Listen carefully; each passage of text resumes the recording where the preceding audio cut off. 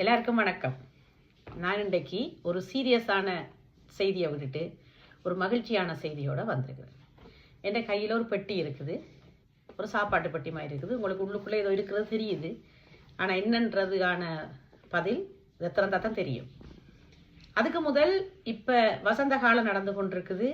பூக்கள் பூக்க தொடங்கி காய்கள் காய்ச்சி கனிகள் எல்லாம் மெல்ல மெல்லமாக வரவழிக்கிட்டு கொண்டு இருக்குது. அப்போ இந்த சீசனுக்கான ஏதோ ஒரு விஷயம், ஒரு பழமோ பூவோ தான் இதுக்குள்ளே இருக்குது. என்னவா இருக்குமெண்டு உங்களுக்கு தெரியுதா? என்னட்ட இருக்கிறது சீரீஸ் பழம்.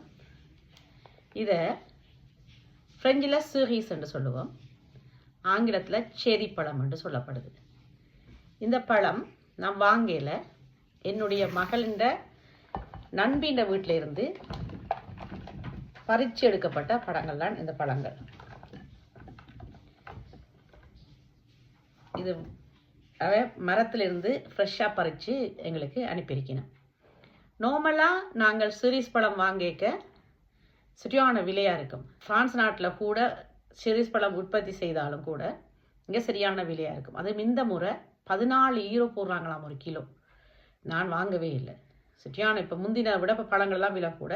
ஆனால் இது ஃப்ரெஷ்ஷாக ஒரு வீட்டில் இருந்து பறிச்சு எடுக்கப்பட்ட பழங்கள்.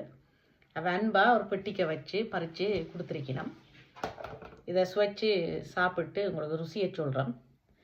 இப்படியான பழங்களை நான் கடையில் வாங்குறத விட தெரிஞ்சாக்கள் வீட்டிலையெல்லாம் நிறைய இருக்கும். இப்போ ஆப்பிள் மற்ற செரி பழம் இதெல்லாம் நாங்கள் கடையில் வாங்குறத விட எங்களுக்கு தெரிஞ்சவர்கள்ட வீட்டில் பறித்து சாப்பிட்டா காசும் வீணாகாது.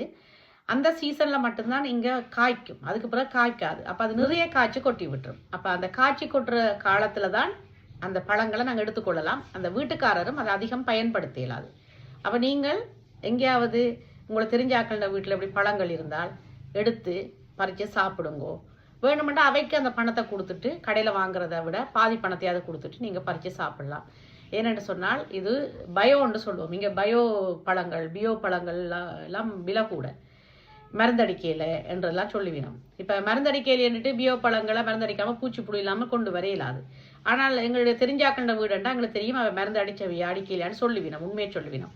அதை வச்சு எங்களுக்கு தெரியும் இது மருந்தடித்த பழமா இல்லையாண்டு.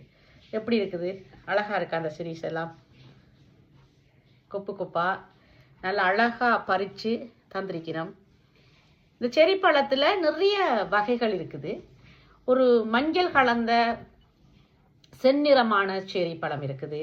நாவல் பழம் போல அதிகமான, இதை விட இது கொஞ்சம் சிவப்பு நிறத்தில் இருக்குது. இதை விட இன்னும் சிவந்த பழங்களாக இருக்கிற செரி பழம் இருக்குது. சின்னனான செரி பழம் இருக்குது, பெருசான செரி பழம் இருக்குது. ஆனால் இது சுவைன்றதை விட இது பார்க்க அழகு, சுவையும் இது நல்லா இருக்கும். நாவல் பழத்தின் சுவைக்கு நிகராக இருக்கலாம் என்று சொல்லலாம். சிலது இனிக்கும், சிலது புளிக்கும், ஒவ்வொரு மரங்களை பொறுத்து அல்லது ஒவ்வொரு பழங்களை பொறுத்து. செரி பழங்கள் தோடு அணிவினம், மாலை அணியலாம். இது அழகு பழம் என்று தான் சொல்லணும் இந்த செரி பழத்தை. நிறைய பேர் படங்கள் வரையக்க இந்த செரி பழங்கள் மாதிரியான படங்கள் வரைகிறதும் உண்டு. வெளிநாட்டில் இருக்கிறார்கள் சுவைச்சு பாருங்க. உள்நாட்டில் இருக்கிறார்கள் இந்த செரி பழத்தை விட நாவல் பழம் சத்தும் கூட சுவையும் அதிகம். இந்த செரி பழத்தில் இருக்கிற சத்தை விட எங்களோட ஊரில் இருக்கிற நாவல் பழத்தில் சத்து அதிகம். ஆகவே நீங்கள் செரி பழம் உங்களுக்கு கிடைக்கலையேன்னு நினைச்சு கவலைப்படாதீங்கோ. ஏனென்றால் நாங்கள் நாவல் பழம் கிடைக்கலன்னு நாங்கள் கவலைப்படுறோம். செரி பழத்தையும் நாவல் பழத்தையும் எனக்கு முன்னுக்கு வச்சா நான் நாவல் பழத்தை தான் முதலெடுப்பேன், செரி பழத்தை எடுக்காமல். அப்போ நாவல் பழத்தின மதிப்பை நீங்கள் எண்ணி பாருங்கோ. நீங்கள் நாவல் பழத்தை சுவைச்சு பாருங்கோ. நாங்கள் நாவல் பழத்தை நினைச்சு கொண்டு இந்த செரி பழத்தை சுவைச்சு சாப்பிடுவோம். வணக்கம்.